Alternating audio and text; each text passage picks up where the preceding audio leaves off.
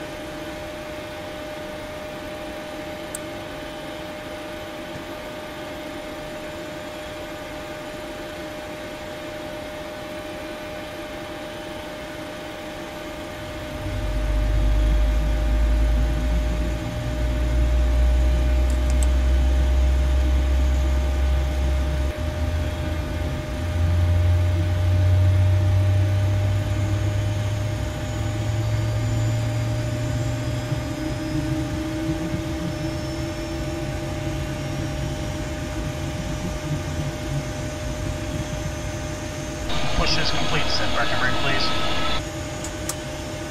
Alright, brakes are set and pressure's normal. Alright, so we're ready to head over to runway 1. We're going to do so via Tango, and then we're going to get on the Echo 9, which will put us on the runway 1. There's 2 entrances over there that are blocked off that you're not supposed to enter, so Echo 9 is the first one where we can enter the runway. Yeah, it's going to require a left up here. Now this airport is done by MKStudios. Received it last year at Cosford, which is another flight sim event that's coming up very soon.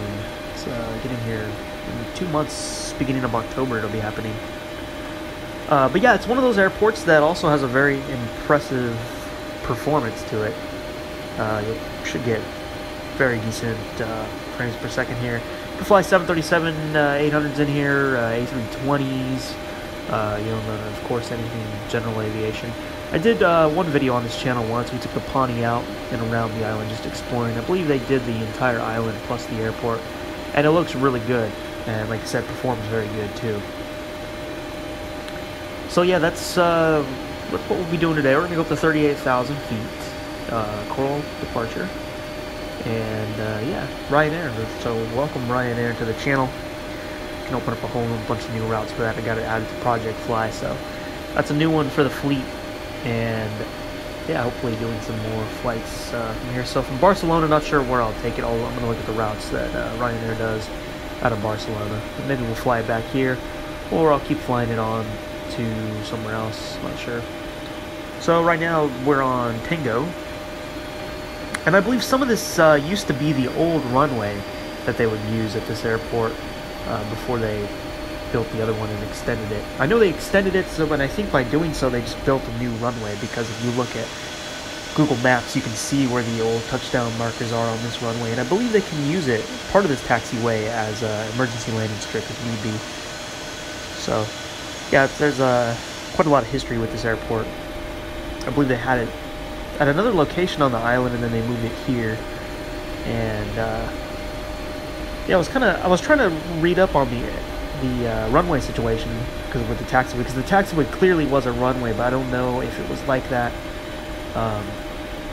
before they did the renovations, or if this was something else at some point, another airport. So right there's the no entry point, and right here is Echo 9.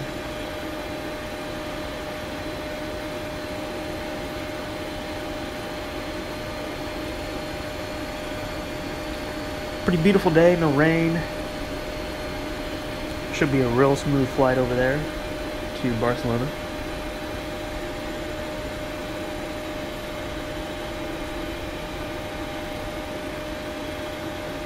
So we'll just hold short here. We're going to take a look at the exterior of the plane. While I'm doing that, we'll get the plane set up and we'll line up and take off out of here.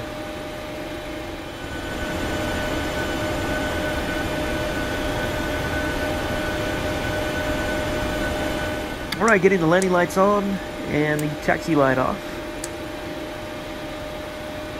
We can reset the fuel, set our transponder, and we're ready to go.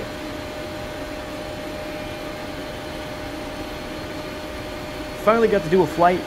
Been running into all kinds of problems lately, mainly with my Saitek hardware, which I'll get more into that once we're in the air, but it's just kind of been a nightmare trying to record anything, any idea I come up with. I just kept running into roadblocks, so that's why we're looking at a little over 2 weeks since I had a video out, and I just haven't had too much time. I'm working on the Bristol Bulldog review.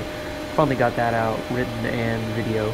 Let's go ahead and check that out. I want to bring that plane to this channel very soon. I'm thinking about doing something, doing a live stream with it, and just doing aerobatics and having fun with it. So that might be the next stream, or I actually would like to complete the last stream that I attempted to do, which was American Airlines from Raleigh. I almost can't remember now. I think it was Raleigh to Charlotte, then Charlotte to Miami, I believe. But yeah, I'd like to get that done. But yeah, we'll talk more. We're gonna get off out of here now. Remember the Coral departure, and yeah, wrap this up on our way. So let's get out of here. Speed's alive.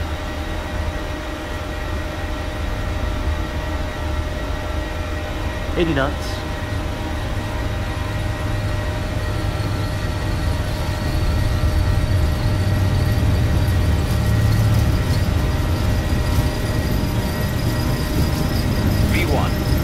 V1, rotate. V2. Well, did rate gear up?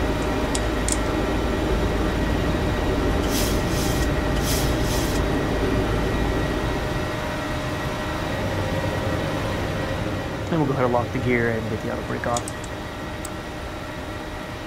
Then we're going to make our turn off to the right. I'm not going to quite climb as high as the flight director wants right now. That'll suck me up above 20 degrees, and I don't want to go that high. So I'm going to keep it a little bit low.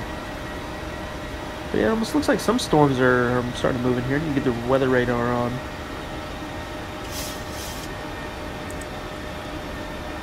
Some gray weather, but yeah, once we get out of these clouds, you can see a little bit of the island. I'll try to shift over to some wing views for you. But yeah, MKStudios did a good job with this one. Works for Prepared version 4. It's been updated, so you don't have to worry about that.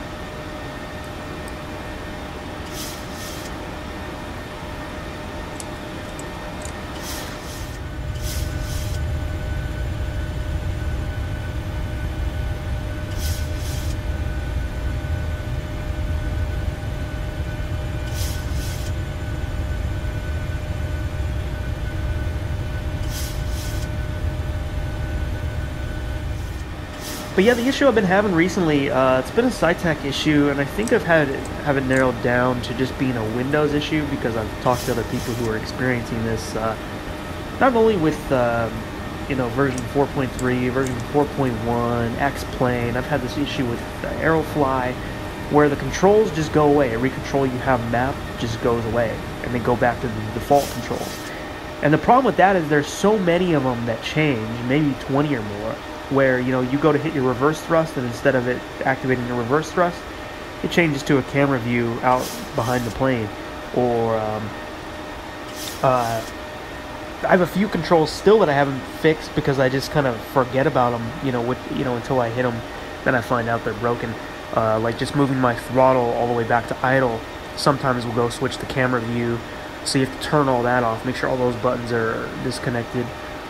It wipes out the spoilers, the throttles, flaps, everything. You have to remap, redo the sensitivities, everything, and it's just a nightmare to do that. I've had it happen to me right before I'm going to stream before, and, you know, it just puts you in a bad mood. You don't even want to fly anymore if you have to go and configure all that stuff. And like I said, some of them you miss, and when you go to hit the button, you'll find out, you know, it's still mapped to do something else. So it's quite annoying to have that happen. Even having the profiles saved, I always save my control profiles, they won't even load in. So that's been one thing that's going on. And just, you know, when I go to record a flight, just that everything, you know, every problem imaginable I've been kind of running into. So it's been one of those times where you just, you know, sometimes with flight simming it goes, you know, you'll have a month or so where it just everything goes perfectly smoothly, and then you'll have a week or two where everything you try to do, you just run into problem after problem, things crashing or something not working right. It's just it just happens sometimes like that. I don't know what it is, but yeah, the control issue seems to be happening to everybody. But yeah, just like I said, came off the Bristol Bulldog, spent some time with that plane, and yeah, it's been fun. So right now we are passing 14,000 feet, and like I said, heading up to 38,000. It's been a while since I've flown around this region of the world, so it's good to be back over here. Might have to stay over here for a little bit and do some different flights. But yeah, I need to get back on the live stream. It's been a while. Just haven't had much time. Wanted to kind of dedicate all my time to that review. And I got some new exciting reviews coming to the FSElite channel that I just won't announce yet, but it's going to be new and different.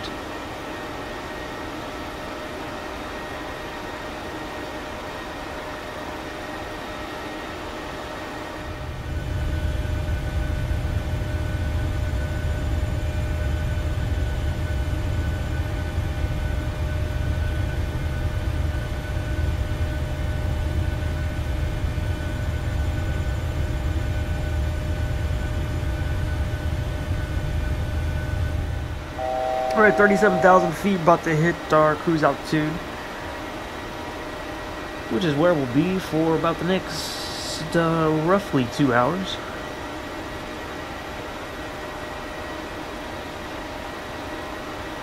I want to start doing some helicopter flying on the channel. That's one thing the channel's really been missing. I might have like one helicopter flight on this channel, but yeah, I was watching the documentary show The Horn, where they rescue people who get stuck in the mountains, who fall, and, you know, sometimes they're dead and sometimes they're just really hurt. And I want to start doing helicopter flying like that around the Alps, just pretending to rescue people, fly and land on the Alps and do that. So if anybody recommends a good helicopter, some people have already recommended some to me, but if you recommend a good helicopter, let me know. I'd like to start doing that, bringing that to the channel, learning how to do that. I have a little bit of experience with helicopters, but not too much. You know, definitely got to learn how to taxi around and do all those procedures.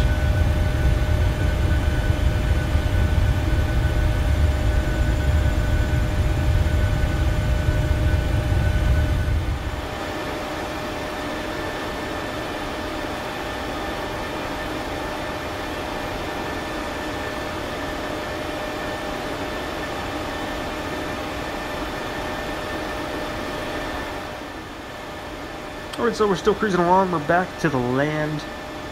getting very close to Spain. Almost 2 hours into the flight, so we'll be on the ground in about 40 minutes.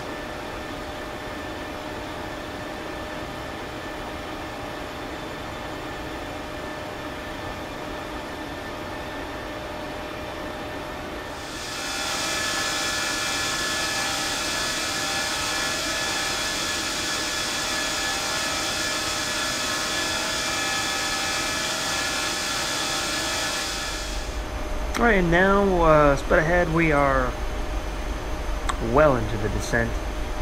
Going to be on the ground in about 15 minutes. We're going to be making a right over here, and then we're going to head into runway 2. So we did a runway 1, now runway 2 today. It's going to be a Mapix arrival. And runway 2, that's mainly their crosswind. And that's what the winds are warranting today, so we'll be heading to. I don't think I've ever come into 2.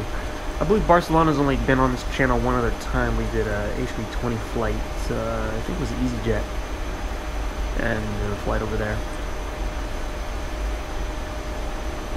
I also have a review on this on the FSElite channel for El Prat. I remember doing that about a year ago. Yeah, it should be a nice approach up down the coast.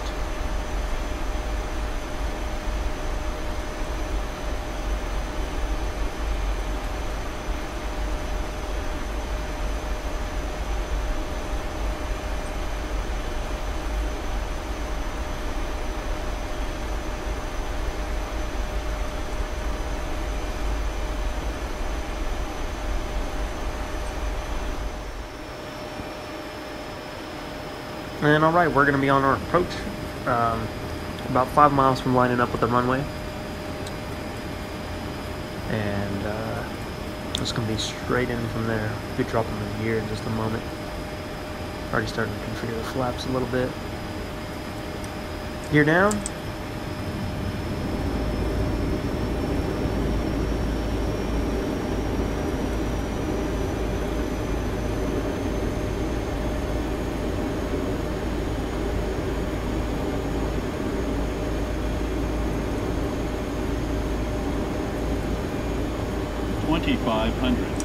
We're making our turn to line up.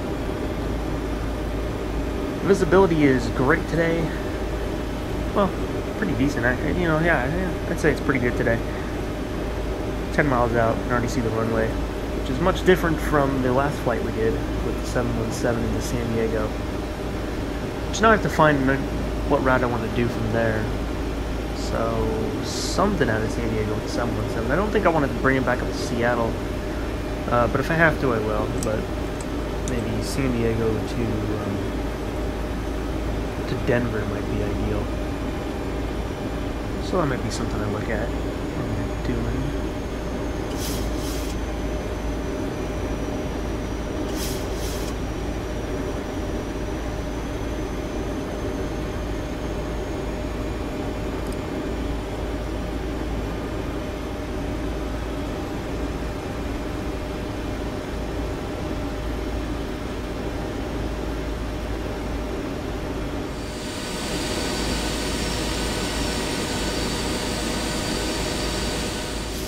On our way now down on the glide slope, still configuring the flaps. About to hit 1,000 feet. We're going to take over from the autopilot in a moment and put her down on runway 2.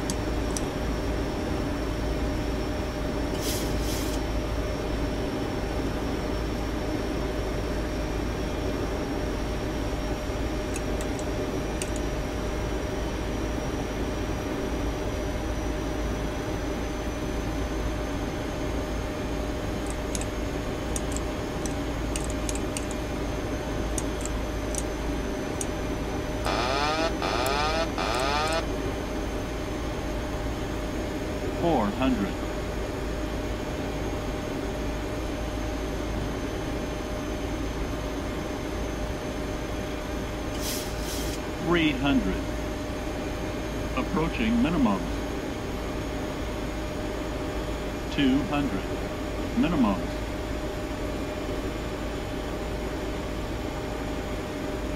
100. 50. 40. 30. 20. 10.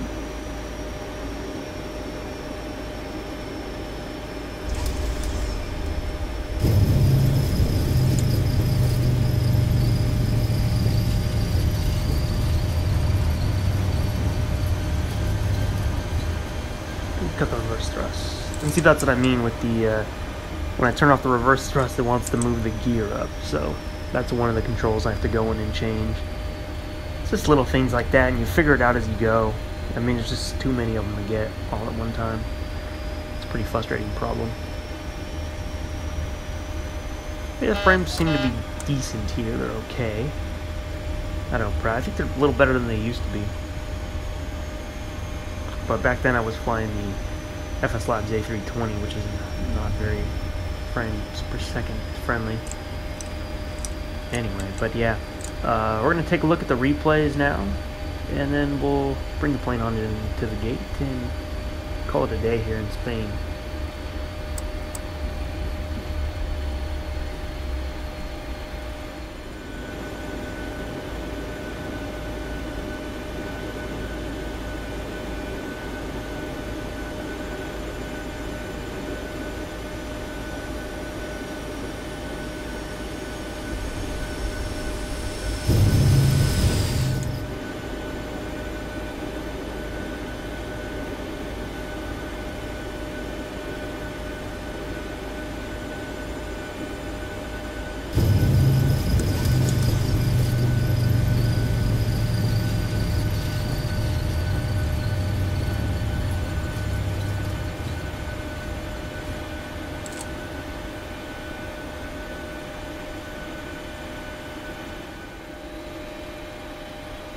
And here we are, about to approach our gate. We're going to make a right here at 103. And on in. By the looks here of the scenery, seems to be an EasyJet terminal. When you go over to Google Maps, Ryanair is parked in this spot. Always have a hard time figuring out what terminals and gates I should park on these international flights. The information's a little easier to find with the US flights, but I don't know quite where to go for every airport. Alright, we're getting the APU on as we're heading in.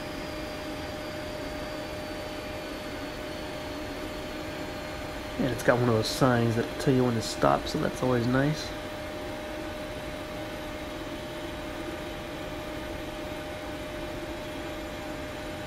Yeah, nearly 3 hours for this flight, gate to gate, counting the taxiing. Let's shut down the 1 and 2.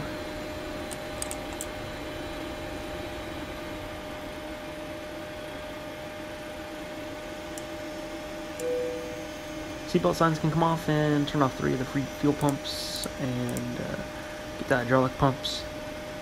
APU bleed needs to be on, and we'll open the isolation valve. Keep the heat off.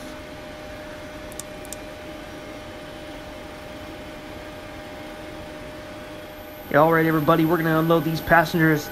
I want to thank you for watching another Flight Sim Deck flight today, Ryanair. So we'll see you next time. Thanks again. You guys take care.